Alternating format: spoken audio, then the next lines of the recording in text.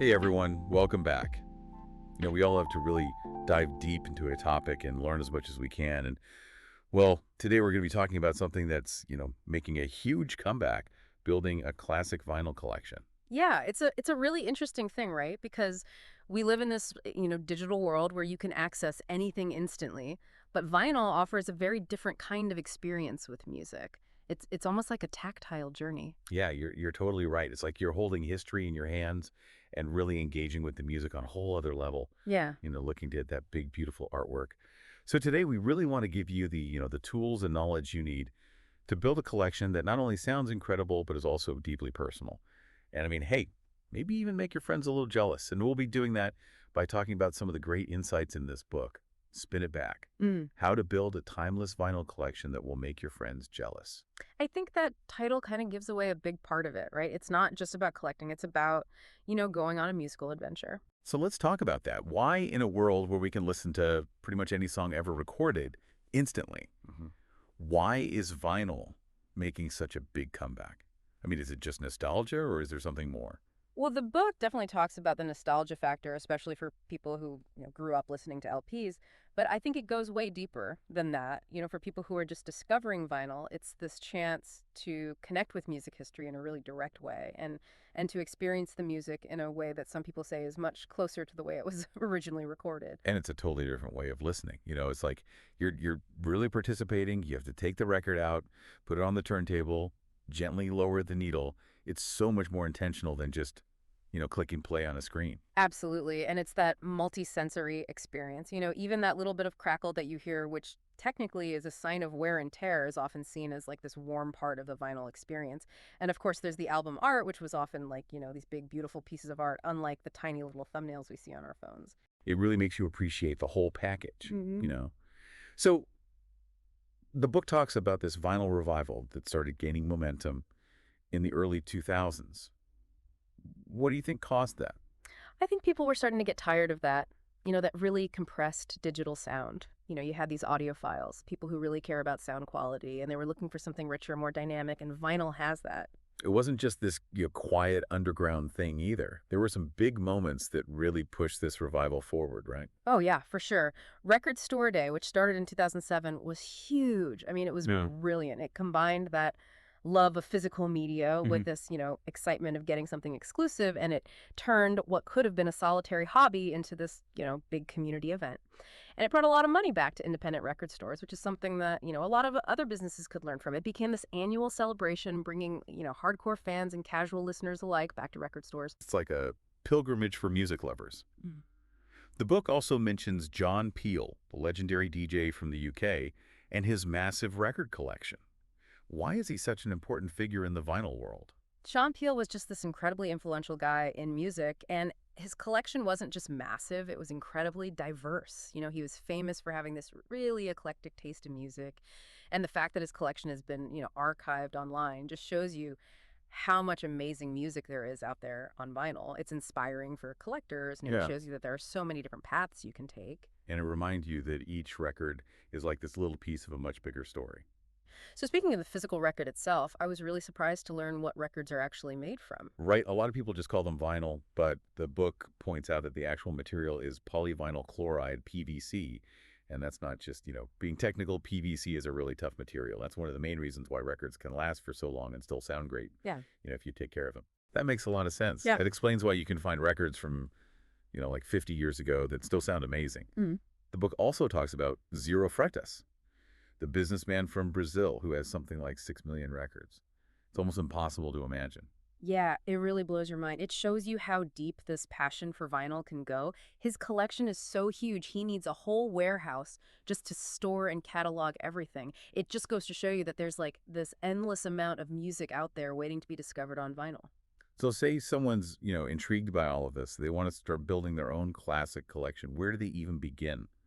The book has some really helpful tips. Let's start with the basics. What kinds of records should people be looking for? It makes sense to start with albums that are both iconic and musically significant. Albums that have stood the test of time and that are still, critically acclaimed. The book uses examples like Abbey Road by the Beatles, Dark Side of the Moon by Pink Floyd, and Kind of Blue by Miles Davis. These are all great starting points because they're not only musically amazing, but they also tend to hold their value pretty well, and they're not too hard to find. Yeah, those are like the all-time greats. Yeah. Everyone should have those. So besides just the title of the album, the book really stresses the importance of checking the condition of a record before you buy it. Why is that so important? Well, the condition of the vinyl directly affects how it sounds. If there are scratches, especially deep ones, it can cause the needle to skip or repeat.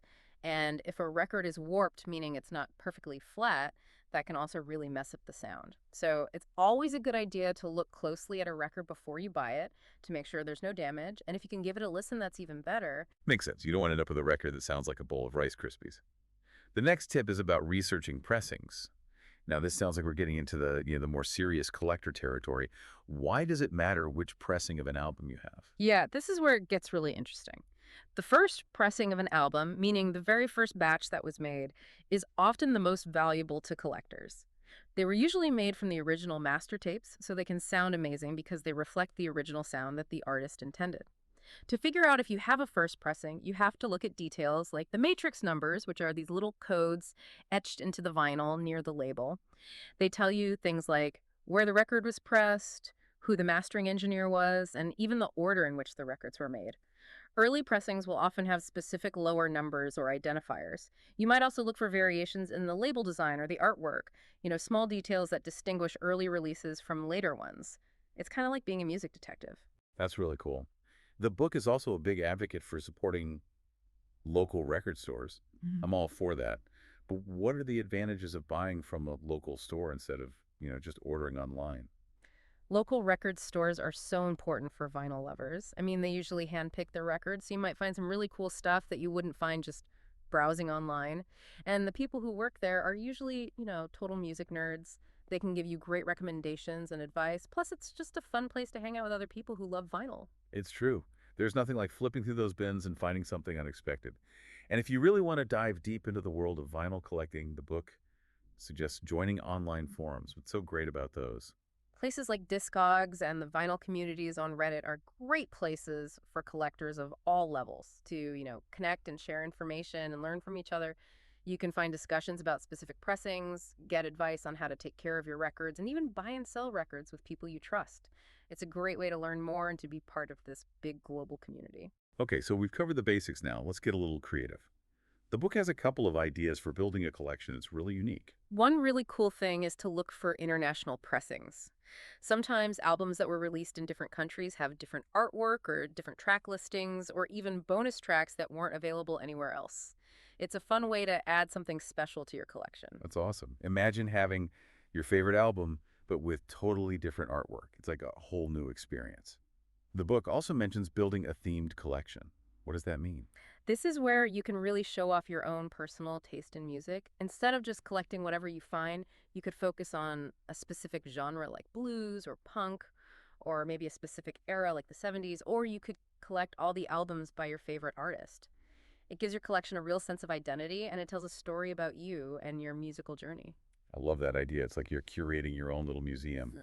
So as we wrap up our deep dive into vinyl, what would you say is the most important thing for someone to keep in mind as they start building their own collection?